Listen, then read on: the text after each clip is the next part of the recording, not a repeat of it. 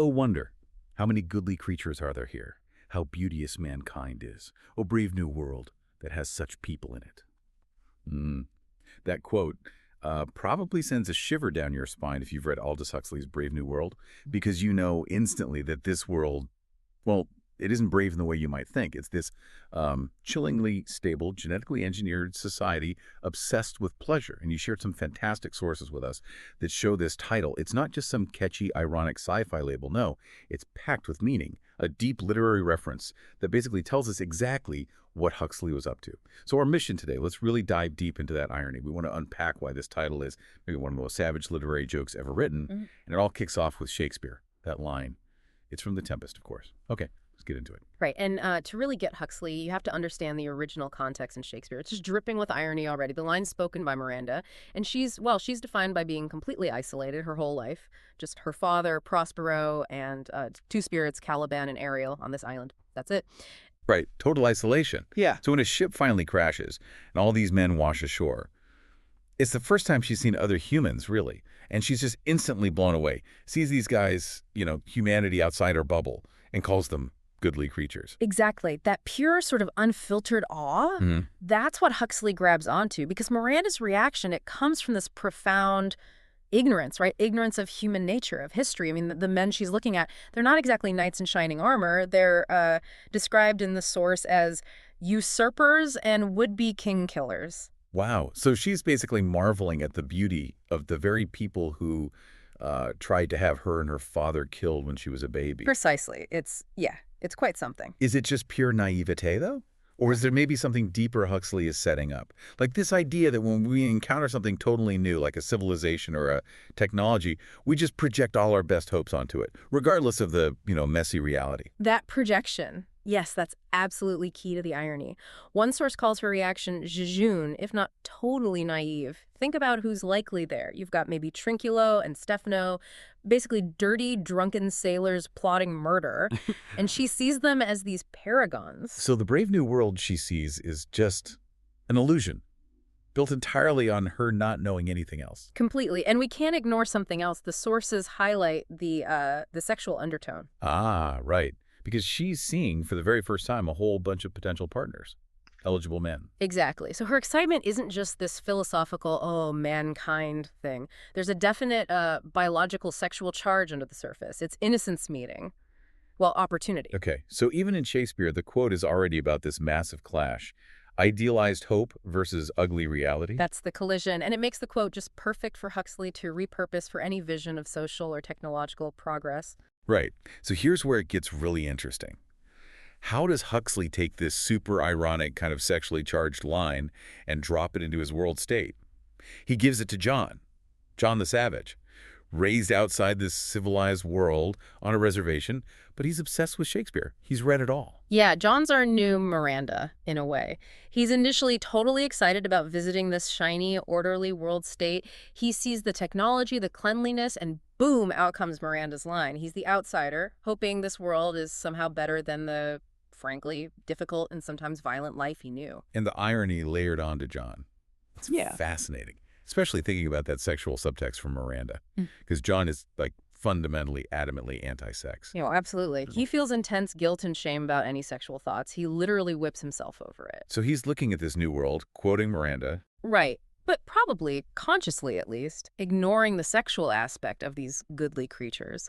Because for him, sex is base, dirty, part of the uncivilized world he wants to escape. But, and this is crucial, the sources point out he's already completely smitten with Lenina the first time he says the quote. Ah, so even if he's consciously rejecting it, he's still unconsciously echoing Miranda's excitement. That attraction is there, bubbling under. It suggests that even John, this outsider clinging to Shakespeare for his humanity, he can't escape basic biology. Biology that Huxley's world state has just managed, channeled, neutralized. He hates the society's promiscuity, but he still feels the pull. And that struggle, that guilt he feels, that's exactly what the world state is designed to eliminate entirely. No struggle, no guilt, just satisfaction. But the real genius here, as you mentioned, is the repetition. He doesn't just say it once. No, he says it multiple times, and each time it lands differently. It gets hollower, more painful. It's like Huxley uses the repetition to track John's journey from that initial wide-eyed wonder to just utter disillusionment. Exactly, the meaning shifts. Brave New World stops being about daring or wonder and starts sounding like Miranda's naive, foolish hope in the face of something awful. Okay, so connecting this repetition to the bigger picture. Yeah. The consensus seems to be that Huxley meant the title as pure irony.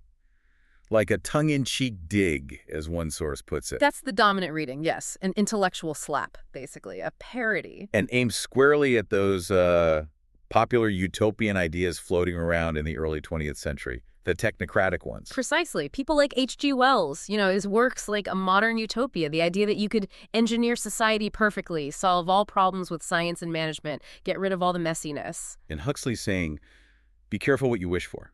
Because getting rid of the messiness might mean getting rid of humanity itself. That's the core conflict, isn't it? Stability versus, well, existential freedom. Huxley shows that the things we often think make life meaningful, deep love, purpose, God, art, they all seem to require, or at least involve, a willingness to experience unhappiness. Well, think about it. Real human experiences, the stuff that fuels great art or deep philosophical thought, it's often messy. It involves shame, guilt, heartbreak, anxiety, yearning. Right, difficult emotions. Those emotions give life depth, meaning, but they are completely, fundamentally incompatible with the world state's goal. Which is smooth sailing. Yeah. Maximum pleasure, minimum pain, stability above all else. Exactly. So they sacrificed everything difficult, not just physical pain, but emotional turmoil, philosophical struggle, artistic angst, because all that stuff is seen as not in line with political and social stability. It creates instability. People asking difficult questions, wanting more than just comfort. Yes. Right. So the society is designed to keep everyone docile, easily managed, gently rocked to sleep to the lullaby of pleasure, as one source nicely puts it. And their drug, Soma, is the key tool for that, isn't it? Instant happiness, no side effects, no hangover, just oblivion from anything unpleasant. The perfect pacifier. Which makes John's confrontation with the world controller, Mustafa Mond, so incredibly powerful. That's where it makes his stand. Yes. He basically argues that losing all that pain, all that struggle, it's too high a price. He demands the freedom to be unhappy. He says, I claim the right to be unhappy. Wow. To claim it? As a right. It's profound, and his eventual suicide.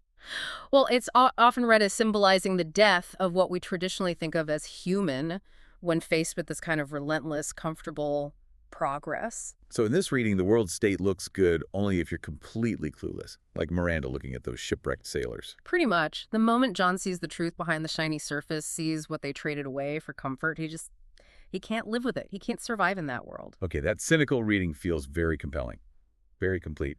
But you mentioned that some analysis finds something else, an undertone of optimism, often overlooked. Is it possible it's not just satire and resignation? Well, this alternative view asks us to look back again at The Tempest, at Prospero's ending. Right, what happens with him? He doesn't just stay bitter or retreat. He gets his power back, his title, and he chooses to go back to the real world, Milan, and he actively tries to make it better. He forgives his enemies, even Antonio, who betrayed him so badly. He accepts his own limits, his mortality, by giving up his magic. He chooses engagement. Okay. That is a huge contrast with John. John rejects the brave new world entirely, retreats, and ultimately destroys himself. While Prospero chooses to embrace the world, flaws and all, and work within it. So this alternative reading suggests, what? That Huxley isn't just saying run away from the future. It suggests he might be pushing us to nevertheless embrace the future we're heading into, but to do it wisely, to actively set out to improve it like Prospero did. Maybe the message isn't just a warning, but also a call to engage responsibility, to use our own magic, our technology, our knowledge with empathy and wisdom, not just for control and stability. That really complicates things, doesn't it? Puts the responsibility back on us, the reader. It highlights the deep moral ambiguity of the novel.